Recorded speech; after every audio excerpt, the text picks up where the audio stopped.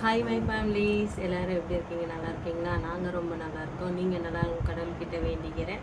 இன்றைக்கி என்ன வீடியோ பார்க்க போகிறோம் அப்படின்னு பார்க்குறதுக்கு முன்னாடி ஃபர்ஸ்ட் ஆஃப் ஆல் ஒருத்தவங்கக்கிட்ட எல்லாருக்கிட்டையுமே சாரி கேட்கணும். நான் தப்பாக சொல்லலை. நரிக்குறவ இனத்தை நான் தப்பாக சொல்லலை. நான் மீன் பண்ணி தான் சொன்னேன். நீ அந்த மாதிரி கத்துறாங்க அப்படின்னு சொல்லிட்டு அது சில பேர் என்ன நினச்சிட்டிங்க, அவங்கள நான் கேவலமாக சொல்கிறேன் அப்படின்னு நினச்சிட்டிங்க. நான் நரிக்கிறவங்கள கேவலமாக பேசுகிறேன். அப்படி ஒரு வேளை உங்களுக்கு அது தப்பாக தெரிஞ்சிருந்தால் என்னை மன்னிச்சுக்கோங்க. எல்லோரும் நான் மன்னிப்பு கேட்டுக்கிறேன் எல்லாருக்கிட்டேயும். சரி, இப்போ வாங்க என்ன பிரச்சனை அப்படின்றத பார்க்கலாம். வாங்க வீடியோக்குள்ளே போகலாம். வீடியோக்குள்ளே போகிறதுக்கு முன்னாடி வீடியோ இதான் ஃபஸ்ட் டைம் பார்க்குறீங்கன்னா please like and subscribe, share பண்ணுங்கள். மறக்காமல் பில் பண்ணி கிளிக் பண்ணுங்கள். இப்போ வாங்க வீடியோக்குள்ளே போகலாம். இப்போ வீடியோ நீங்கள் பார்த்துட்டு வாங்க. நான் ஒரு ரெண்டு வீடியோ அதில் ஆட் பண்ணுறேன். அதை நீங்கள் பார்த்துட்டு வாங்க. பார்த்துட்டு வந்ததுக்கப்புறம் நம்ம பேசலாம். நான் அரி வீட்டுக்குள்ளே இருக்கேன். என்ன அரியேந்திரன் அரி இங்கே இருக்கான். பசங்க என்ன சேட்டை பண்ணாலும் உள்ளே விட்டு கதவை டாப்பல் போடுறதா. இப்போது நான் சாப்பாடு செய்யணும். எல்லாமே எனக்கு வெளியே தான் நான் போய் எடுத்துகிட்டு வரணும். தண்ணியெல்லாம் இங்கே பாருங்கள். லாக் திறந்துருக்கு பாருங்கள். கதவு வெளில டாப்பால் போட்டு வச்சுருக்காங்க. பண்ணட்டும், என்ன பண்ணுறாங்கன்றதை வெயிட் பண்ணி நானும் பார்க்குறேன். இதை எதுக்குங்க டாப்பால் போடணும்? வீட்டுக்குள்ளே ஆள் இருக்காங்கன்னு தெரியும்ல. தெரிஞ்சும் இப்படி பண்ணுறது தப்பு தானே. என்ன செய்கிறாங்கன்றதை பார்க்கலாம், வெயிட் பண்ணலாம். அவங்க எத்தனை மணிக்கு கதவை திறந்து விடுறாங்க என்ன ஏதுன்னு. அந்த பசங்க வெளியே ஹாலில் விளையாடுறாங்க. என்ன அந்த பசங்களும் தான் கத்திக்கின்னு விளையாடிக்கின்னு இருந்ததுங்க. எல்லாமே காதில் வாங்கிட்டு தான் இருந்தேன். இவனை மட்டும் உள்ளே ஓடியாந்தான்னு சொல்லிட்டு கதவை வெளியே டாப்பால் போட்டு போயிருக்காங்களே. பண்ணுறது நியாயமா? பண்ணட்டும், எவ்வளோ பண்ணுறாங்களோ பண்ணட்டும். இன்றைக்கி இருக்குது அவங்களுக்கு. என்ன இந்த கதவை எங்கள் மாமியார் திறந்து விட்டாங்க.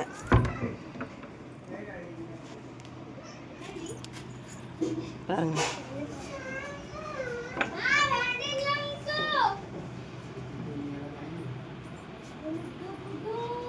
இப்போ நாங்கள் எங்கே கிளம்பியிருக்கோம் அப்படின்னு பார்த்தீங்கன்னா கவுன்சிலரை பார்க்க போகிறோம். அவங்க இப்போ தான் இருக்காங்களாம், ஃபோன் பண்ணாங்க. அதனால் நாங்கள் போகிறோம். போயிட்டு எதனால் இப்போ நாங்கள் போனோம், கிராமத்துக்காரங்களை கூப்பிட்டு பேசுகிறோமா இல்லை வீட்டில் என்ன பிரச்சனை நடந்ததுன்றது அங்கே போயிட்டு எல்லாத்தையும் நானும் மாமாவும் டீட்டெயிலாக சொல்கிறோம். இப்போ போகிறோம். நாங்கள் போயிட்டு பார்க்கலாம். என்ன மாமா சொல்கிறீங்க? போயிட்டு நாங்கள் பேசுகிறோங்க. நாங்கள் கிளம்பி போயிட்டு அங்கே உங்களை காமிக்கிறேன் நான். ஃப்ரெண்ட்ஸ், நீங்கள் அந்த வீடியோ பார்த்துருப்பீங்க. இப்போது நான் வீட்டுக்குள்ளே இருக்கும்போதே மாமனார் கதவை சாத்திட்டாரு, டாப்பல் கூப்பிட்டாரு. கிட்டத்தட்ட 3/4 மணி நேரம் கழித்து தான் 3/4 மணி நேரம் கழித்து தான் எங்கள் மாமியார் அந்த கதவை திறந்து விட்டாங்க. அதுக்கப்புறம் தான் நான் போயிட்டு சமையல் செய்யவே ஆரம்பித்த மதியம். அதுக்கு முன்னாடியும் பிரச்சனைங்க போய்கிட்டு இருந்தது. சரி, அதெல்லாம் நான் மாமா கிட்ட வந்தப்போ எதுவுமே சொல்லவே இல்லை. அந்த வீடியோவும் நான் காட்டவே இல்லை. இவங்க என்ன பண்ணாங்க, வந்தாங்க, சாப்பிட்டாங்க, போய் குளிச்சுட்டு கொஞ்ச நேரம் படுத்துருந்துட்டு அதுக்கப்புறம் என்னை கூப்பிட்டாங்கப்பா போய் அங்கே க்ளீன் பண்ணலான்னு.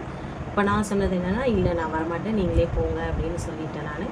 அதுக்கப்புறம் என்ன பிரச்சனை நடந்தது அப்படின்றது நான் காதில் வாங்கிக்கிட்டு தான் உள்ளே உட்காந்தேன்னா, ஆனால் என்ன பிரச்சனை நடந்ததுன்னு முழுசாக அவங்களுக்கு தான் தெரியும். இந்த பிரச்சனையெல்லாம் இவங்க சொன்னதுக்கப்புறமா நம்ம தலைவரை போய் பார்த்தோம்ல, அவங்க என்ன சொல்லியிருக்காங்க அப்படின்றத நம்ம பார்க்கலாம். இவங்க மொத்தமாக பேசிட்டு நிறைய பேர் வேறு சொல்லியிருந்தீங்க, அண்ணாவை பேச விடுங்க அப்படின்னு சொல்லிட்டு கண்டிப்பாக அவங்க பேசட்டும். என்ன முழுசாக அவர் சொல்லலைன்னா அப்போது நான் குறுக்க உங்களுக்கு என்னென்ன சொன்னாங்க அப்படின்றத நான் சொல்கிறேன். இப்போ வாங்க. அவர் போய் க்ளீன் பண்ண போனப்போ நான் அங்கே போவே இல்லை, அவங்க மட்டும்தான் போனாங்க. என்ன ஆச்சுன்றதை அவங்களே கேட்டுக்கிட்டோம். சொல்லுங்கப்பா, என்ன பண்ணி? நான் மத்தியானம் க்ளீன் பண்ணுறதுக்கு போனேன். க்ளீன் பண்ணுறதுக்கு போகிறப்போ போயிட்டு கொஞ்சம் நேரம் தான் க்ளீன் பண்ண ஒரு 10-15 கல் எடுத்து வச்சேன். அதுக்கப்புறம் அண்ணா வந்துட்டு ஃபஸ்ட்டு கத்தினார், ஏன் இங்கே இடத்துல வண்டியை ஏற்றுற இடத்துல வண்டி நிப்பாட்டி வச்சுக்கிறேன், எத்தனை வாட்டி உங்கள்கிட்ட சொல்கிறது, இந்த இடத்துல வண்டி நிப்பாட்டக்கூடாதுன்னு சொல்லிட்டு நான் தான் நினச்சேன். பார்த்தா வண்டி உள்ளே ஏற்றலாம்னு பார்த்தா அப்பா உள்ளே உட்காந்துட்டு அந்த கூனிப்பாயை இது ஸ்டிச்சிங் பண்ணி நூல் வச்சுருந்தாங்க. சரின்னு சொல்லிட்டு அவங்க எதுக்கிட்ட நேரம் எடுத்துன்னு போனாங்களே அதை நினைஞ்சு போகிறாங்கன்னு சொல்லிட்டு நான் வெளியே வண்டி விட்டேன். அப்பா அண்ணா வந்த உடனே அதை சொன்னாங்க. சரின்னு சொல்லிட்டு அதை நோத்து விட்டேன். அதுக்கு அவங்க போய் கல் எடுத்தேன். கல் எடுக்கிறப்போ நான் சொன்னார், எதுக்கு அந்த கல் எடுக்கிற அப்படின்னு, போட்டா போட போகிறேன் அப்படின்னு. ஏன் உன் இஷ்டத்துக்கு எல்லாத்தையும் நந்துக்கிட்டே இருக்கிற, நான் தான் சொன்னாலே அப்பா கிட்ட கேளு, அம்மா கிட்ட கேளு, அப்புறம் தங்கச்சி கிட்ட கேளு, அக்காங்கிட்ட கேளு, மாமா கிட்ட கேளு, அதெல்லாம் கேட்டுட்டியா அப்படின்னாரு. ஆமாம் நான் ஃபோன் பண்ணி கேட்டேன். கேட்டதுக்கு எல்லோரும் கட்டுறதுக்கு சொல்லிட்டாங்க. இல்லை நம்ம அப்பா கிட்ட கேட்டுக்கிட்டு ஆமாம் கேட்டேன். அவங்க சொன்னாங்க வந்து நீங்கள் அதை பண்ணிக்கோங்க, எனக்கு கேட்கக்கூடாது அப்படின்னு சொன்னாங்க. அதுக்கப்புறம் அதனால வந்து நான் இது க்ளீன் பண்ணினே இருக்கிறேன். அது எப்படி நீ க்ளீன் பண்ணலாம்? நாளைக்கு வந்து இதெல்லாம் வந்து ரூல்ஸ் படி நடக்கலை. ரூல்ஸ் படி எப்படி நடத்த வைக்கிறேன்னு நான் கேட்டேன். இல்லை அக்காங்கெல்லாம் கூப்பிட்டு வரணும், தங்கச்சியை கூப்பிட்டு வரணும், எல்லோரும் கூப்பிட்டு வந்துட்டு உட்காந்துட்டு அதுக்கப்புறம் ஒரு சின்ன திருத்தங்க. அக்கா தங்கச்சிங்களை கேளுன்னு சொன்னாங்க, ஒரு நியாயம். தாய் மாமாவை கேளுன்னு சொன்னாங்க, அதுவும் ஒரு நியாயம். சம்பந்தமே இல்லாமல் தங்கச்சி வீட்டுக்காரை கேட்கணும், தங்கச்சி வீட்டுக்காரும் பர்மிஷன் கொடுக்கணுன்றதை இப்போ ஆட் பண்ணியிருக்காங்க. பேசுங்க. அது வந்து தங்கச்சி வீட்டுக்காரை கூப்பிட்டு அதான் சொன்னேன். நான் தங்கச்சி ஃபோன் போட்டேன் எடுக்கலை, அவங்க வீட்டுக்காரர் ஃபோன் போட தானே அப்படின்னாரு. ஏற்கனவே வந்து அவங்க கல்யாணம் ஆனதுக்கு அப்புறம் இது வரைக்கும் ஒரு நல்ல டைமில் வந்து இல்லை கெட்ட டைமில் வந்து ஃபோன் பண்ணிட்டு ஆனால் நீ எப்படி இருக்கிற ஒரு வார்த்தை கூட இது வரைக்கும் கேட்கல. கிட்டத்தட்ட ஒரு 8 வருஷம் ஆயிடுச்சு. இது வரைக்கும் எனக்கு ஃபோன் பண்ணி அண்ணா நீ எப்படி இருக்கிற, நல்லபடியாக இருக்கிறியா, போனாலும் நீங்கள் திட்டுவான். 3 அக்காங்க பேசுவாங்க, 3 அக்காவுமே ஃபோன் பண்ணி பேசியிருக்காங்க. இது வரைக்கும் அவங்க தங்கச்சி இவருக்குன்னு ஃபோன் பண்ணதில்லை. எங்களை சொல்கிறாரு அவங்க அண்ணா, நாங்கள் நம்பர் வந்து மாற்றிக்கிட்டே இருக்கோமா. எங்களை எல்லாருக்குமே தெரியும், நாங்கள் கல்யாணம் பண்ணதுலேருந்து நாங்கள் ஒரே நம்பர் தான் யூஸ் பண்ணுறோம். ஜியோ நம்பர் மட்டும்தான் மொபைலோட மிஸ் ஆகிடுச்சு, அந்த நம்பர் எங்ககிட்ட இல்லை. ஒரே நம்பர் கிட்டத்தட்ட 8 வருஷமாக யூஸ் பண்ணுறோமா பாருங்க. அது 8 வருஷமாக நாங்கள் அந்த ஒரே நம்பர் தான் யூஸ் பண்ணுறோம். எல்லாத்துக்குமே நாங்கள் அந்த நம்பர் தான் கொடுத்து வச்சுருக்கோமே. எங்கள் நம்பர் அவங்கக்கிட்ட இருக்குது, ஆனால் நாங்கள் கால் பண்ணால் எடுக்க மாட்டாங்க. நாங்கள் வாட்ஸ்அப்பில் மெசேஜ் பண்ணால் ஃபோன் பண்ணுறீங்க, கேட்டால் எனக்கு இந்த பிரச்சனை இருக்குது அந்த பிரச்சனை இருக்குது, நான் ஃபோன் வைக்கிறேன் உங்ககிட்ட ஒரு நிமிஷம் அண்ணா நீ எப்படி இருக்கிற, சாப்பிட்டியா இல்லையா நானும் கேட்குறேன் அவங்கள்ட்ட தங்கச்சின்னு சொல்லிட்டு. அவர் இப்போ பக்கத்தில் அவங்க சைட்டில் வந்து ஒரு வார்த்தை கூட சொல்ல மாட்டேன்றாரு. ஆனால் நீ எப்படி இருக்கிற, சாப்பிட்டியா இல்லையா, நீ எப்படி இருக்கிற அப்படின்னு ஒரு வார்த்தை கூட இது வரைக்கும் சொல்லவே. நேரில் வந்தாலும் அவங்க வந்து நேரில் வந்தாலும் கேட்க மாட்டாங்க, என்ன எதுன்னு கேட்க மாட்டாங்க. ஆனால் நான் ஏதாவது சாப்பாடுறதுக்கு மனசை புரிய வைக்கிறதுக்காக நான் சாப்பிடும்போது வந்து எதிர்க்க உட்காந்து சாப்பிடுவேன். அது என்ன நடிக்கிறானா இல்லை உண்மையாவா என்ன அதுன்னு தெரியாது. அது வந்து அவங்க கேட்டால் தான் நம்ம சாப்பிடுவோம் கொள்ளுவோம் அப்படின்றதுலாம் இல்லை. அவங்களுக்கு எங்களை பிடிக்காது அப்படின்றது எங்களுக்கு தெரியும். அவங்க ஆரம்பத்தில் சொல்லிட்டாங்க என்னன்னா நீ லவ் பண்ணி கல்யாணம் பண்ணிட்டால, அதனால தான் வந்து வீட்டில் வந்து எல்லாரும் வந்து உனக்கு வந்து பேசுறதுக்கு வெறுக்கிறதுக்கு ஆரம்பிச்சுட்டாங்க. ஆனால் இங்கே 3 நாத்தனாருங்களையும் சும்மா சொல்லக்கூடாது. அதில் இன்னும் 2 நாத்தனாருங்களை உள்ளுக்குள்ளே எப்படி வச்சு பேசுகிறாங்கன்னு நமக்கு தெரியாது. ஆனால் எங்களை பொறுத்த வரைக்கும் அவங்க எங்ககிட்ட நல்ல விதமாக தான் பேசுகிறாங்களே. இப்போ வரைக்கும் அவங்க நீ கட்டு அப்படின்ற பதில தான் அவங்க சொல்கிறாங்களே தவிர கட்டாதன்ற வார்த்தை அவங்க வாயிலிருந்து வரல. சரி, இப்போ அவங்க அண்ணா மேட்ரு இன்னும் என்ன பேசுகிறாருன்னு போய் கேட்டுடலாம். அண்ணா வந்து கேட்டார், இந்த மாதிரி ரூல்ஸ் சொன்னார். ரூல்ஸ் சொல்லிட்டு அதுக்கப்புறம் நான் சொன்னேன், இது வரைக்கும் வந்து நீ வீட்டுக்கு என்ன பண்ணிக்கிற, வீட்டுக்கு என்ன காசு கொடுத்துருக்குற, அப்பா அம்மா வந்து வீட்டில் இருக்கிறாங்க, இந்த கொசு கடையில் அவங்க உட்காந்துக்கின்னு இந்த இடத்த வச்சுக்கின்னு கொடுத்துருக்குறா, நீ வந்து எனக்கு வீட்டுக்கு கட்டணும்னு சொல்கிறேன். அவங்களோட இடம், அந்த இடத்துக்கு பாதுகாப்பு அவங்க தானே இருக்கணும். நான் சொல்கிறேன், அவங்க இடத்துக்கு பாதுகாப்பு அவங்க தான் இருக்கணும். நம்ம சென்னை போயிட்டு சம்பாதிச்சு 4 பைசா கொடுத்தா தான் அவங்க வந்து அதை வச்சு சாப்பிட்றாங்க, வாழ்கிறாங்க. அவங்க கேட்டாங்க ஒரு நிமிஷம். அவங்க சொன்னாங்க அவங்க அண்ணா, அப்பா அம்மாக்காக நீ என்ன கொடுத்துருக்க, அப்பா அம்மாக்காக நீ என்ன செஞ்சுருக்கேன்னு அவங்க வருஷம் இருந்துக்கிட்டு செலவு பண்ணிக்கிட்டு பாரு. அவங்க பொண்டாட்டியோடைய பேங்க் புக்கை எடுத்து என்ட்ரி போட்டு பார்க்க சொல்லணும். என்ட்ரி போட்டு இந்த ஊருக்காரங்க முன்னாடி காமிக்க சொல்லணும். பஞ்சாயத்தில் கண்டிப்பாக இதில் கேட்பேன். என்ட்ரி போட்டு காமிக்கும் போது அதில் வந்து நான் சொல்லுவேன், நாங்கள் வாரம் 2000 ரூபாய் கொடுத்ததுலேருந்து 1000 ரூபா கொடுத்ததுலேருந்து 3000 கொடுத்ததுலேருந்து 4000 கொடுத்ததுலேருந்து 5000 ரூபாய்க்கு மேலே போகல. ஏன்னா நாங்கள் 2 வாரத்துக்கு ஒரு வாட்டி 3 வாரத்துக்கு ஒரு வாட்டி இந்த மாதிரி 2000 3000 இப்படி கொடுத்துட்டு இருந்தோமா. அதனால் வந்து 5000க்கு மேலே நாங்கள் கொடுத்தது கிடையாது. ஒரே ஒரு வாட்டி தான் அம்மாவுக்கு அடிப்பட்டதுக்கும் 5000 நாங்கள் போட்டு வைப்போம். அம்மாவுக்கு அடிப்பட்டுறப்பல தங்கச்சி வந்து மாசமாக இருந்தார். அந்த டைமில் தான் அம்மா கீழே விழுந்து இடுப்பு உடைச்சிச்சு. அப்போ 3000 ரூபாய் கொடுத்தோம். அப்போ 3000 ரூபாய் கொடுத்தோம். தங்கச்சிக்கு வந்து வளைக்கப்ப வைப்பாங்கன்னு சொல்லிட்டு சொன்னாங்க, இவ்வளோ காசு அமௌண்ட் செலவாகும். சரிம்மா நான் ஒரு 1000 ரூபாய் அனுப்பிச்சிக்கிறேன். அதுக்கப்புறம் வளைக்கப்ப நடக்கிறதுக்கு முன்னாடி அதுக்கப்புறம் எவ்வளோ அமௌண்ட் வருதோ அதில் பார்த்து கொடுத்தாருன்னு சொன்னாங்க. இதெல்லாம் நாங்கள் கொடுத்துருக்கோங்க. அவங்க வந்து அவங்க ஒய்ஃபுடைய அக்கௌண்ட் நம்பர் எடுத்து பார்த்தாங்கன்னா தெரியும். அதெல்லாம் பேசி முடிச்சுட்டு வந்து பேசுங்க மாமா. அதுக்கப்புறம் வந்து அம்மா கிட்ட நான் சொல்லி வச்சுருந்தேன் என்னன்னா, நீங்கள் வந்து அந்த இடத்த எனக்கு வீடு கட்டுறதுக்கு கொடுக்கலன்னா அப்போ வந்து நான் பஞ்சாயத்து கூப்பிடுவேன், இல்லை இடத்த எனக்கு சும்மா சொன்னேன் அம்மாவுக்கு பேருக்காக என்ன சொல்கிறாங்கன்னு பார்ப்போம் அப்படின்னு சொல்லிட்டு. அந்த இடத்த என்ன வித்துட்டு கூட இருக்கிற இடத்துல வந்து எனக்கு பாதி வரல. பங்கு என்ன சொல்லுவாங்கன்னா இவங்க அவங்க அம்மா கிட்ட நீங்கள் இப்படியே பண்ணிக்கிட்டு இருந்தீங்கன்னா நான் பஞ்சாயத்து கூப்பிட்டு நான் பஞ்சாயத்து வச்சு எனக்கு வர வேண்டிய சொத்தை வந்து நான் பாதியை பிரித்து வாங்கி நான் அதை வித்துட்டு கூட நான் சென்னைக்கு போயிடுவேன். நீங்கள் இந்த மாதிரி வந்து சொன்னாங்க. ஆனால் அந்த எண்ணெய் துளி கூட இல்லை. நாங்கள் அப்பா இருக்கும்போது இடத்த பிரிக்க முடியாது. சப்போஸ் பிரித்தாலும் அதை விற்கவும் முடியாது. நாங்கள் பிரிக்கிறதுக்கு விற்கிறதுக்குலாம் எதுக்குமே சொல்லுங்க. இந்த மாதிரி பேசினாங்க அவங்க. அது ரொம்ப டீட்டெயிலாக போக வேணாம். அதுக்கப்புறம் இதை பேசினாங்கங்க அவங்க அண்ணா. பேசி முடிச்சதுக்கப்புறம் வேறு என்ன சொன்னார், இன்னொன்று சொன்னாங்க, நீ பஞ்சாயத்து கூப்பிட்றனால நீ பஞ்சாயத்து கூப்பிடு. புத்தி உள்ளவன் வரமாட்டான், புத்தி இல்லாதவன் தான் பஞ்சாயத்துக்கு வருவான். அது இல்லாமல் நீ பஞ்சாயத்து கூப்பிட்டாலும் வந்து இன்னும் யாரும் எதுவும் கேட்க மாட்டாங்க. வந்தாலும் அப்பாவை தான் ஃபஸ்ட்டு உட்கார வச்சு கேட்பாங்க என்ன பிரச்சனை. அது இல்லாமல் அண்ணா கிட்ட தான் வருவாங்க. இன்னும் வந்து யாரும் எதுவும் சீண்டி கூட பார்க்க மாட்டாங்க. பஞ்சாயத்து யாருன்னு ஒருத்தர் கூட கேட்க மாட்டாங்க. பஞ்சாயத்து கூப்பிட்றதே நாங்கள் தான். அப்போ வந்து இவங்க எங்களை என்ன நினச்சிக்கிறாங்கன்னா, இந்த பணம் சுரண்டுற மிஷின் தான் எங்களை நினச்சிக்கிறாங்க. அவங்களுக்கு தேவைன்னும் போது நாங்கள் பணம் கொடுக்கணும், சரிங்களா? தேவையில்லைன்னும் போது எங்களை ஒதுக்கி விட்டுடணும். இப்போ வந்து என்ன பிரச்சனை அப்படின்னா, நான் போன வீடியோலேயும் உங்ககிட்ட சொல்லியிருப்பேன், தண்ணிக்கு இந்த மாதிரி அவங்க வந்து பண்ணுறாங்க அப்படின்னு சொல்லிட்டு. இன்னொன்று என்னென்னா, என்னால் முன்ன இருந்த மாதிரி இந்த வீட்டுக்குள்ளே சுதந்திரமாக இருக்க முடியல, நிம்மதியாக வர முடியல. ஏன்னா அவங்க பேசுகிற நான் இருக்கிறப்போ பரவாயில்ல. நான் வேலைக்கு போனதுக்கு அப்புறம் இவருக்கு அருகே குறைச்சலை கொடுக்க ஆரம்பிச்சிடுறாங்க. நீங்கள் அது போனால் வந்தால் விரட்டுறது, அவங்க அம்மாவும் சேர்ந்துக்கிறாங்க. திரும்பி எப்படி முறைச்சிக்கின்னு பார்க்கறது, போகிறப்போ வரப்போ வந்து இடிக்கிறது, உரசிக்கின்னு போகிறது. நான் பார்த்தேன் அன்றைக்கி அடுப்பண்டேன். இவங்க போகிறாங்க, அவங்க வந்து அப்படி உரசிக்கின்னு போகிறாங்க. அது என்னத்துக்கு சண்டை வாங்கலாம்.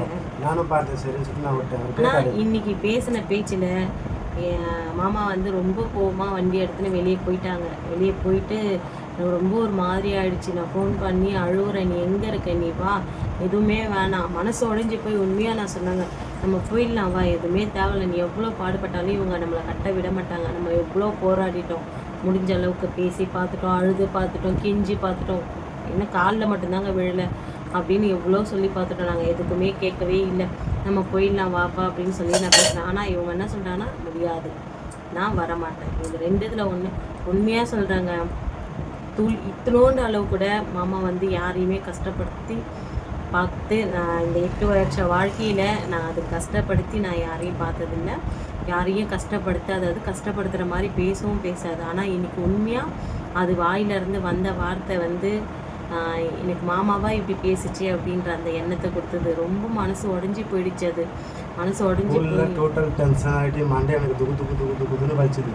சரி, எது இருந்தாலும் கொஞ்சம் வெளியே போய்ட்டு உட்காந்தா தான் கொஞ்சம் ரிலாக்ஸ் இருக்க முடியும். காத்தோட்டமாக அதான இடத்துல உட்காந்தா தான் கொஞ்சம் ரிலாக்ஸ் இருக்க முடியும்னு சொல்லிட்டு வெளியே போய்ட்டு ரோட்டில் போய்ட்டு உட்காந்து இந்த வண்டி நிப்பாட்டி உட்காந்து என்னோடய ஃப்ரெண்டு வந்தார். என்ன இப்படி உட்காந்துக்கிற வண்டி நிறுத்துட்டு அப்படின்னாரு. சும்மா உட்காந்துக்கிற வீட்டில் ரொம்ப டென்ஷனாக இருக்குது அப்படின்னு சொல்லி. எதுவும் நடக்காது, எனக்கு தெரியும் உங்கள் வீட்டை பற்றி. வீட்டில் யார் நல்லவங்க யார் கட்டணும் எல்லோரும் கிராமத்தில் இருக்கிறவங்க தெரியும். நீ என்ன பண்ணுற, போய் மீட்டிங் கூப்பிடுங்க, வீட்டுக்கு கூப்பிட்டு எது என்ன பண்ணணுமோ அதை பண்ணிக்கலாம். நீ போய் மார்க்கெட்டை போனேன், மார்க்கெட்டுக்கு ஆதார் கார்டுக்காக போனோம். அதுக்கப்புறம் ஆஃபீஸில் போய் பார்த்தோம். கவுன்சிலர் ஆஃபீஸுக்கு போனோம். கவுன்சிலர் ஆஃபீஸுக்கு அண்ணா என்ன சொல்லியிருக்காங்கன்னா, இப்போதைக்கு வந்து நீ பஞ்சாயத்து கூப்பிடு, பஞ்சாயத்துக்கு வந்து பெரிய அண்ணா வந்து வர முடியாதுன்னு சொல்லிட்டாங்க. வந்தாலும் நான் எந்த பக்கம் பேசுறது அப்படின்றதுனால நான் சொல்கிறவங்களெல்லாம் கூப்பிடு அப்படின்னு அவர் பிஜேபி கட்சியில் இருக்கிறதுனால நான் சொல்கிறவங்களெல்லாம் கூப்பிடு, பிஜேபி கட்சியில் இருக்கிறாங்க, பிஜேபி லீடர், அதனால நான் சொல்கிறவங்களெல்லாம் கூப்பிடுன்னு சொல்லியிருக்காரு. இப்போ வந்து இன்றைக்கி வந்து திங்கக்கிழமைங்களா, செவ்வாய்க்கிழமை, இன்னைக்கு திங்கக்கிழமைங்க. இன்றைக்கி செவ்வாய் புதன் விட்டுடு, வேலைக்கிழமை நைட்டு அவங்க வீட்டில் இருக்கவங்ககிட்ட சொல்லி நான் பஞ்சாயத்து கூப்பிட்டுருக்கேன்ட்டு. வெள்ளிக்கிழமை அன்றைக்கி பஞ்சாயத்து வைக்கிறோங்க. வெள்ளிக்கிழமை அன்றைக்கி பஞ்சாயத்து வச்சு அந்த பஞ்சாயத்துலேயும் முடியலைன்னா சனி ஞாயிறு விட்டு திங்கக்கிழமை அன்றைக்கி போய் நம்ம வந்து அங்கே யார் மாமா அவங்கள போய் நம்ம பார்க்க போகிறோங்க. அவங்க இன்றைக்கி நாங்கள் போனதுக்கு எங்ககிட்ட சொல்லி அனுப்பிச்சது இதுதான். நீங்கள் கிராமத்துக்காரங்களை கூப்பிட்டு வச்சு பேசுங்க, அதுக்கப்புறம் முடியலன்னா என்கிட்ட வாங்க அப்படின்னு சொல்லியிருக்காங்க. இப்போது வந்து மாமா என்கிட்ட போகிறப்போ ஒரு இடத்த வந்து காமிச்சு, இந்த இடத்த இவங்க வந்து வீடு கட்டிக்கிட்டுலாம் இருக்காங்க பாரு பாப்பா அப்படின்ட்டு சொன்னாங்க. சொன்னால் எல்லாமே போய் நம்ம எல்லாருக்கிட்டையுமே போய் செட் ஆகலை அப்படின்னா என்னதான் நம்ம பண்ணுறது அப்படின்ற முடிவை கேட்டிருக்கேன். பட் அவங்க சொன்ன இடத்த வந்து வீடு கட்டுற சூழ்நிலை வரலாம் அப்படின்ற யோசனை எனக்கு. அப்போ அது அந்தளவுக்கு விட மாட்டாங்க அப்படின்றது எங்களால் போராட முடியலங்க. அவரால் முடியுதோ இல்லையோ, என்னால் முடியலங்க. அவன் படுற கஷ்டத்தை பார்க்க முடியலையா அவங்க. அதெல்லாம் தாங்கி தான் இருக்கணும். இதெல்லாம் இருக்கும், எல்லாரும் லைஃப்பில் வரதான் செய்வோம் நாளைக்கு. அதை பார்த்துட்டு பயந்துட்டு போகக்கூடாது. சரியா? என்னத்தான் பிரச்சனை இருந்தாலும் எதிர்க்கு நின்றுட்டு பார்த்தா தான் தெரியும். சரியா? எனக்கு என்ன யோசனைன்னா, நான் என்ன கேட்குறேன்னா, இப்போ எங்கள் மாமனார், எங்கள் பெரிய மாமனார், எங்கள் மாமனார் வந்து அவங்க அண்ணா கிட்ட கஷ்டப்பட்டு வந்தார். இப்போ வந்து என் மூத்தார், என் வீட்டுக்கார் கஷ்டப்பட்டு வராரு. இப்போ வந்து அவங்க பையன்கிட்ட என் புள்ள கஷ்டப்படணுமா? அதை எப்படி கஷ்டப்படுவேன் அப்படின்ற அந்த ஒரு எண்ணம் தாங்க எனக்கு. நிம்மதியாக போய் குளிக்கிறதுக்கு போக முடியல. பாத்திரம் கூட சொல்கிறதுக்கு ஏங்க, இவர் இருந்தாருன்னா போய் பாத்திரம் கழுவுவேன். இவர் இல்லைன்னா வர வரைக்கும் அப்படியே வச்சுருந்து அதுக்கப்புறம் போய் பாத்திரத்தை கழுவுவேன். நான் பாத்திரம் கழுவி முடிக்கிற வரைக்கும் பம்பாண்டியே நிற்பார். சரிங்களா? இவங்களுக்கு என்ன ஒரு என்னன்னா, நம்ம வீடு கட்ட விடக்கூடாது. வீடு கட்ட விடாமல் அப்படியே குடைச்சல் மேலே குடைச்சல் கொடுத்து எதுவுமே வேணான்னு இவனே ஓடி போயிடணும். அந்த ஸ்டேஜில் அவங்க இருக்கிறாங்க. அந்த மாதிரி தான் பண்ணிக்கிட்டு இருக்கிறாங்க. அக்கா வந்து யாராவது அக்காவும் தங்கச்சி வந்துட்டு வீட்டு கட்டுறதுக்கு அப்புறம் இந்த வீட்டில் எந்த இடத்துல எனக்கு இடம் வேணும் அப்படியே யாராவது சொல்லுவாங்களா? அந்த மாதிரி சொன்னால் நீ என்ன பண்ணுவேன்? தேவையில்லாத கேள்வி இதெல்லாம். நான் கேட்குறேன், என் ஃப்ரெண்ட்ஸ் மூலியமாக கேட்குறதுக்கு அவங்க ஒன்று சிரிக்கிறாங்க. நல்லா போய் தேய்த்த பிடிச்சிக்கிச்சா, வீடு எதனா பண்ணி வச்சுக்கிறாங்களா அப்படின்னு தான் சொல்கிறாங்க. எல்லாரும் அதுதான் சொல்கிறாங்க. மங்கள மசாலா கிசாலா இருக்கா இல்லையான்னு கேட்குறாங்க. இப்போ இன்னைக்கு அவங்க அக்கா ஃபோன் பண்ணாங்கங்க. அவங்க அக்கா ஃபோன் பண்ணி, பெரிய அக்கா எல்லாத்தோட பெரியவங்க அவங்க தான். மாமாவனா ரொம்ப பிடிக்கும் என்ன, ஏன்னா தெரியும் எவ்வளோ கஷ்டப்பட்டு இருக்கான் அப்படின்ட்டு. வாய்க்கு ஈஸியாக அவர் வந்து கேட்டார், குடும்பத்துக்காக நீ என்ன செஞ்சிட்டேன்ட்டு. என்ன கடவுள்னு ஒருத்தவன் இருக்கான், எனக்கு தெரியாது இந்த 8 வருஷ வாழ்க்கையில் எனக்கு வந்து என் புருஷன் எவ்வளோ செஞ்சுருக்கான் அப்படின்றது எனக்கு தெரியும். கல்யாணம் ஆகிறதுக்கு முன்னாடி எவ்வளோ சம்பாரித்து கொடுத்துருப்பான் அப்படின்றது அவங்க எல்லாருக்குமே தெரியும். ஆனால் அதெல்லாம் மறந்து அவங்க வந்து கேட்டாங்க கேள்வி, குடும்பத்துக்காக நீ என்ன செஞ்ச அப்படின்ட்டு. அப்போ வந்து அவங்க அக்கா சொன்னாங்க, ஃபோன் பண்ணி சாயந்தரம் சொன்னாங்க, நீ வீட்டை 2ஆக போடு, நீ தனியாக வீடு கட்டாத, வீட்டில் 2ஆக ஆக்கி எழுப்பி விடு, அந்த பக்கம் அவர் இருக்கட்டும், இந்த பக்கம் நீ இரு, பிரச்சனை வேணாம், நீ வீடு கட்ட வேணாம், நடுவில் இரு. இப்போ எங்களுக்கும் அதுதாங்க யோசிச்சது என்னென்னா, இப்போ நம்மளுடைய இந்த பக்கம் ஜன்னல் இருக்குது பார்த்தீங்களா, இந்த ஜன்னல் வந்து ஜன்னல் இல்லை, இது கீழே இன்னும் பாதியாக உடச்சி எடுத்துட்டு நம்ம அந்த பக்கம் சாமி ரூம் அவங்கள எடுத்துகிட்டு சொல்லணும். எடுத்துட்டு அந்த பக்கம் பாப்பா ரூம் வரைக்கும் நம்ம செவ்வறு இருந்தாலும் இந்த வீட்டில் இருக்கிறவருக்கும் நம்ம உடச்சல் வந்துக்கிட்டு தான் இருக்கும். அதனால அக்காங்கெல்லாம் வருவாங்க, மாமாலாம் வருவாங்க, அவர் ஒரு 5 நாள் 10 நாள் தங்குவாங்க. சரி இந்த ரூம் அவங்களுக்கு இருங்க. அப்போ வந்து அக்கா என்ன சொன்னதுன்னா, அங்கே வந்து செவ்வறு எழுப்பிட்டு அந்த நீட்டு ஃபுல்லாக நீ எடுத்துக்கோ, அந்த பக்கம் அவர் இருந்துக்கிட்டோம் அப்படின்னு அக்கா சொல்லிட்டாங்க. எனக்கு என்ன யோசனை, சரி அக்கா சொன்னது கரெக்டாக தான் இருந்தது அப்படின்னு ஒரு பக்கம் யோசனை. ஏன்னா நம்ம செவ்வறு எழுப்பிட்டு போகிறோம், இந்த பக்கம் வாசப்படி திறந்துக்க போகிறோம் அப்படின்னு சொல்லிட்டு. எங்களுக்கு பிரச்சனைன்னு பார்த்தா ஒரே ஒரு தண்ணிக்கு கூட பிரச்சனை இல்லைங்க. ஏன்னா ரோட் பம்ப் இருக்குது, நம்ம அடிச்சிக்க போகிறோம். மெயின் பிரச்சனை டாய்லெட்டு தாங்க. சரிங்களா? ஏன்னா அந்த சைட்லேயும் நம்ம டாய்லெட் வைக்க முடியாது, இந்த சைட்லேயும் நம்ம வாசப்படி திறந்துட்டோன்னா டாய்லெட் வைக்க முடியாது. அந்த ஒரு பிரச்சனையால் தான் வந்து நம்ம பார்த்துட்டு இருக்கோம். பார்ப்போம், வெள்ளிக்கிழமை அன்னைக்கு நைட்டு தெரிஞ்சிடும் நமக்கு அப்டேட் என்ன அப்படின்றது. ஏமா வெள்ளிக்கிழமை நைட்டு தெரியும் என்ன நடக்குது என்ன நடக்காது. அதுக்கப்புறம் அவங்க வச்சு முடியலன்னா அதுக்கப்புறம் 2வது ஸ்டேஜில் வந்து கவுன்சிலர் தான் சொன்னார், அதுக்கப்புறம் நான் என்ன பண்ணணுமோ நான் பண்ணிக்கிறேன், அதுக்கப்புறம் நான் பார்த்துக்கிறேன் அப்படின்றாரு. அதுக்கப்புறம் கவுன்சிலர் மூலியமாக பண்ண முடியலன்னா நேராக கவுன்சிலர் என்ன பண்ணுவாருன்னா, அவருக்கு என்ன ஒரு தைரியம்னா, எங்கள் மூத்தாருக்கு தங்கச்சி வீட்டுக்காரர் அட்வொகேட்டு. சரிங்களா? என்ன இவருக்கும் மச்சான் தான், பட் இந்த மச்சான் வந்து அந்த அளவுக்கு எடுப்பு இல்லைல்ல. ஏமாம்மா என்னதான் இருந்தாலும் தங்கச்சி ஃபோன் பண்ண நைட்டு 10 மணிக்கு ஓடி போய் நிற்பாரு அம்மா. நானும் வந்து சென்னையில் இருக்கிறதுனால நான் பண்ணி போக முடியல. இங்கே இருக்கும் செய்யறதுக்கெல்லாம் மட்டும் காசு நாங்கள் கொடுக்கணும். சென்னையில் இருக்கும்போது சென்னையில் இருந்தால் நீ செய்கிறதுக்கு தங்கச்சிக்கு செய்கிறதுக்காக காசு கொடு, இதை பண்ணுறதுக்கு காசு கொடு. நான் இன்னும் மட்டும் நினச்சி பார்க்க முடியல. அதனால என்னன்னா, அங்கே இருக்கும்போது காசு அனுப்பிச்சேன், வந்துட்டு இங்கே அப்பா கிட்ட கேட்குறப்ப, அப்பா காசெல்லாம் நான் மாதம் கொடுக்குறேன், உங்களுக்கு வருதா, எனக்கு தெரியுமா உங்களுக்கு அப்படி கேட்டதுக்கு எனக்கு தெரியாது அப்படின்றாரு. எனக்கு பக்குன்னு ஆயிடுச்சு. தெரியாதா? உங்கள் பேரில் தானே நான் எல்லா காசு அனுப்பிட்டு எல்லாத்தையும் பண்ணுறது, அப்போ உங்களுக்கு தெரியாமல் இருக்குதுன்னு அது என்ன அர்த்தம்? ஆனால் நாங்கள் வந்து அண்ணியோடைய அக்கௌண்ட்டுக்கு தாங்க இது போட்டுட்டு, என்னோட அக்கௌண்ட் தான் அனுப்பிச்சேன். கிட்டத்தட்ட இருந்தாலும் 2019 2023 வரைக்கும் 2023 வரைக்கும் நாங்கள் வந்து காசு போட்டுட்டு தான் இருந்தோம். அதுக்கப்புறமும் ஃபுல்லு அப்போ வந்து 2 வாரத்துக்கு ஒரு வாட்டி 3 வாரத்துக்கு ஒரு வாட்டி இந்த மாதிரி வந்து நாங்கள் காசு போட்டுகிட்டே இருந்தோம். ஒரு சில சமயத்துலலாம் வாரம் கூட கேட்பாங்க, 1000 2000 1000 அந்த மாதிரி போட்டு விட்டுட்டு இருந்தோம். எல்லாமே அவங்க அண்ணியோடைய அக்கௌண்ட்டு தான் போட்டுட்டு இருந்தோம். அதுக்கப்புறம் வந்து இந்த அது இல்லாமல் நான் காசு கொடுக்குது, அது இல்லாமல் அப்பாவுக்கு மாதம் 1000 ரூபாய் கிடைக்குது, அம்மாவுக்கு மாதம் 1000 ரூபாய் கிடைக்குது, கவர்மெண்ட் காசு. அது 2000 ரூபாய். அது இல்லாமல் நான் காசு கொடுத்தது வந்து ஒரு 1000 ரூபாய் 2000 ரூபாய் கொடுத்தாங்க வச்சுக்கோங்களேன். அந்த காசு இவங்க என்ன தான் பண்ணுறாங்க? இல்லை அண்ணா வீட்டில் உட்காந்துக்கின்னு நான் இங்கே வந்தேன்னா கூட என்கிட்ட வந்து உண்மைக்கே சொல்கிறேன், அப்பா என்கிட்ட வந்து 10 ரூபா 20 ரூபா கேட்டார்னா 500 ரூபா எடுத்து கொடுப்பேன். என் அம்மா அதை நான் திட்டுவேன், நீ எதுக்கு 500 ரூபா அம்மா 50 ரூபா 100 ரூபா கொடுத்தாங்கன்னு கேட்டாங்க. அம்மா அதை கிட்டேயும் மட்டும் தான் கொடுப்பேன், கொடுப்பேன். அப்பா கிட்டேயும் கொடுத்து இந்தாங்க இதை நீங்கள் உங்களுக்குன்னு வச்சுக்கோங்க அப்படின்னு சொல்லி கொடுத்துருக்கேன். அவங்க கேட்ட ஆசைப்பட்டதெல்லாம் எல்லாமே வாங்கி கொடுத்துருக்கேன். இப்போ கூட சமயத்தில் என் மாமியாருக்கு மூக்குத்தி எடுத்து கொடுத்தாங்க, கோல்டு மூக்குத்தி. சரிங்களா? கொஞ்சம் கூட அவங்களுக்கு எங்களை பார்த்தா இல்லை அப்படி பாவன்றதே கிடையாது. அவங்க தெரியும். என்ன சொன்னாங்கன்னா, எனக்கு மூக்குத்தி உடஞ்சி போயிடுச்சு, சென்னையில் இருக்கும்போது மூக்குத்தி உடஞ்சி போயிடுச்சு, எனக்கு ஒரு 3000 ரூபாய் காசு அனுப்பு, அண்ணனும் நானும் 2 பேரும் போயிட்டு பாலிஸ்டரில் போயிட்டு எனக்காக மூக்குத்தி வாங்கிட்டு வர போகிறோம் அப்படின்னு. நான் சரின்னு சொல்லிட்டு அமைதியாக இருந்தேன். அதுக்கப்புறம் ஒரு நாள் என்ன பண்ணிட்டோம், 2 பேரும் நானும் என் ஒய்ஃபு போயிட்டு மார்க்கெட்டில் போனேன். என் ஒய்ஃப் என்ன பண்ணாரு, மூக்குத்தி ஒன்று வாங்கணும்னு சொல்லி கடை கூட்டு போயிட்டான்.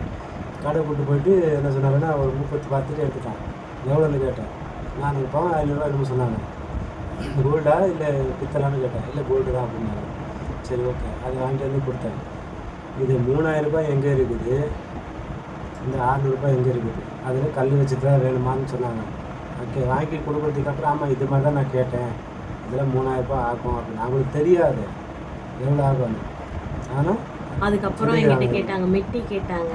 அம்மா வந்து பித்தளை மெட்டி போட்டிருக்காங்களா, பித்தளை மெட்டி இந்த ரவுண்டு மெட்டி தான் போட்டிருக்காங்க. அப்போ வந்து என்கிட்ட வெளியில் மெட்டி கேட்டாங்க. சரிம்மா நான் எடுத்து தரேன். அப்போது வரைக்கும் நான் யோசிச்சது என்னென்னா, இன்னும் எத்தனை காலத்துக்கு அவங்க இருக்க போகிறாங்க.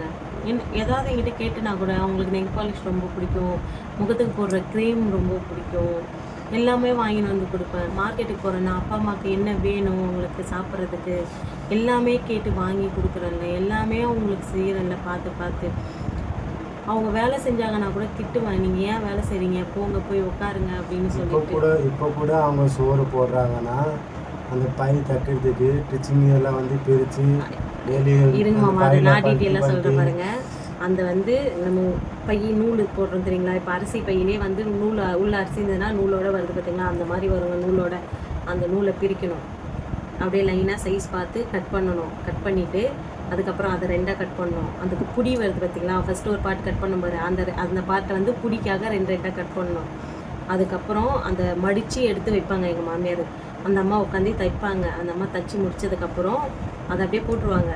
அதுக்கப்புறம் அந்த ஓரத்தில் வர அந்த எக்ஸ்ட்ரா ஃபிட்டிங் வரதெல்லாம் எங்கள் மாமனார் உட்காந்து கட் பண்ணுவார். அதை கட் பண்ணி அதை பல்ட்டி பண்ணி அதை எடுத்து மடித்து ஓரமாக வைப்பாங்க. அந்த அம்மாவுடைய வேலை தைக்கிற வேலை, அது மட்டும்தான். அவருடைய வேலை அதை எடுத்துன்னு போய் போட்டு வர வேலை, எடுத்துன்னு வர வேலை. எங்கள் மாமனார் மாமியாருக்கு சோறு போடுறாங்கன்னா சும்மா போடல, அவங்களுக்கு இந்த வேலையை வாங்கிக்கின்னு அவங்க சோறு போடுறாங்க. அதை நான் வந்து கேட்குறேன், ஏன் நீங்கள் அந்த வேலை செய்கிறீங்க, உங்களுக்கு என்ன வயசாகுது, சாப்பிட்டீங்களா, பகவத்கீதை படிக்கிறீங்களா, தூங்குறீங்களா, ரெஸ்ட் எடுங்க, இதெல்லாம் கேட்க போக எங்கள் மேலே கோவம் அதிகமாக வந்துச்சு. அது கேட்க போய் இப்போ பிரச்சனை வந்துச்சு. பிரச்சனை ஃபஸ்ட்டு ஸ்டார்டிங் ஆச்சு, அதனால தான். தப்பு இல்லைங்க நான் கேட்டது. அப்பாவுக்கு கிட்டத்தட்ட 75 வயசு இருக்குமா, 85 வயசு ஆகுது, 83 வயசு ஆகுது. என்ன அம்மாவுக்கு வந்து 83, அம்மாவுக்கு வந்து 78. பேசுறதுக்கு ஒன்றும் இல்லைங்க. வீட்டோடைய அப்டேட் இதுதாங்க. சரிங்களா, வீட்டோடைய அப்டேட் உங்களுக்கு கொடுத்துட்டேன். வெள்ளிக்கிழமை அன்னைக்கு இதுக்கப்புறம் இந்த வீட்டோடைய அப்டேட் வந்து வெள்ளிக்கிழமை அன்னைக்கு உங்களுக்கு வரும். போராடும் நிறைய பேர் எனக்கு வந்து சப்போர்ட் பண்ணுறாங்க. நம்ம கிராமத்தில் இருக்கிறவங்க, என் ஃப்ரெண்ட்ஸ் இருக்கட்டும், யார் எல்லாரும் ஒரே வார்த்தை கேட்குறாங்க, தயவு செஞ்சு இந்த டைமில் முதல் கொண்டு நீ விட்டு போயிடாது, திரும்ப நீ சென்னை போயிடாது, போயிடாது, இது உன்னோட வாழ்க்கையில் உன் பிள்ளையோட வாழ்க்கை வீணாக போயிடும் அப்படின்னு சொல்கிறாங்க. சரின்னு சொல்லி நான் அமைதியாக தான் இருக்கிறேன். சப்போஸ் அந்த மாதிரி இந்த இடத்துல வீட்டு கட்ட முடியல, இல்லை ஏதாவது பிரச்சனை கொடுக்குறாங்க, எல்லாரும் பெருசாக நடந்துக்கிச்சு, கட்ட முடியாத அளவுக்கு ஆயிடுச்சுன்னா பரவாயில்ல, வாடகை வீட்டில் கூட நான் இருந்திருக்கேன். அதுக்குன்னு நான் ஏற்பாடு பண்ணிட்டேன். வாடகை வீட்டு எங்கே பார்க்கணும், என்ன பார்க்கணும், பார்த்து எல்லாத்தையும் அதையும் ரெடி பண்ணி தான் வச்சுருக்கோம். அப்படி அதுவும் முடியலன்னா கவர்மெண்ட் இடம் இருக்குது, அதில் போய்ட்டு ஒரு பட்டா போட்டு இருந்துட்டு போகிறேன். யார் எந்த அங்கே கரண்ட் வசதிலாம் இருக்குது, கவர்மெண்ட் தண்ணி வசதியும் இருக்குது, எந்த பிரச்சனையும் இல்லை. சரிங்களா? அவ்வளோதான். அதுக்கு அடுத்த முடிவு அங்கே.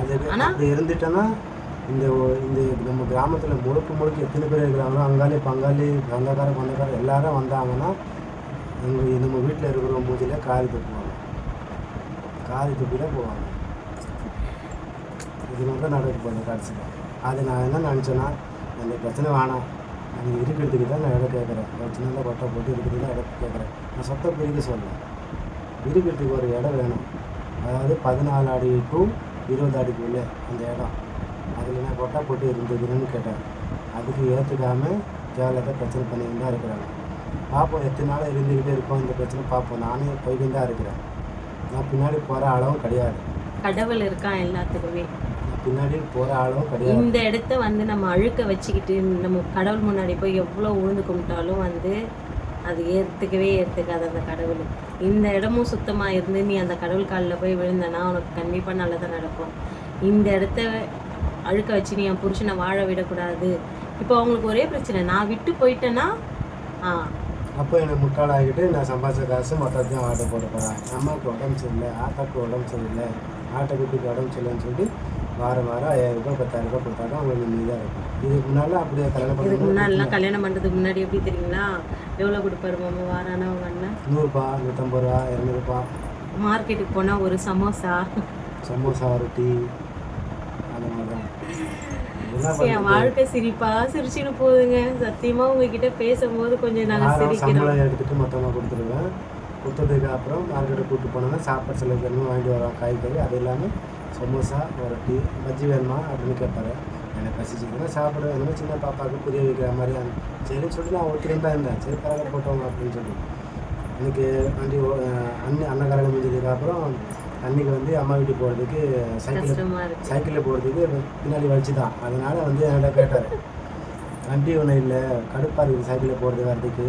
அண்ணாக்கிட்ட நான் சொன்னேன், அண்ணா அன்றைக்கி பிரச்சனையாக இருக்குதுன்னு சொல்கிறாங்க, அதனால் வண்டி வேணுன்றாங்க. அன்றைக்கி ஒரு மாப்பிள்ளை ஒரு முறையில் போகணுமா இல்லையா அப்படி இப்படின்னு சொல்லிட்டு பேசிட்டு வண்டி ஒன்று வாங்கி கொடுத்தேன். அதாவது 2 பேர் தான் கஷ்டப்பட்டு வாங்கினேன்.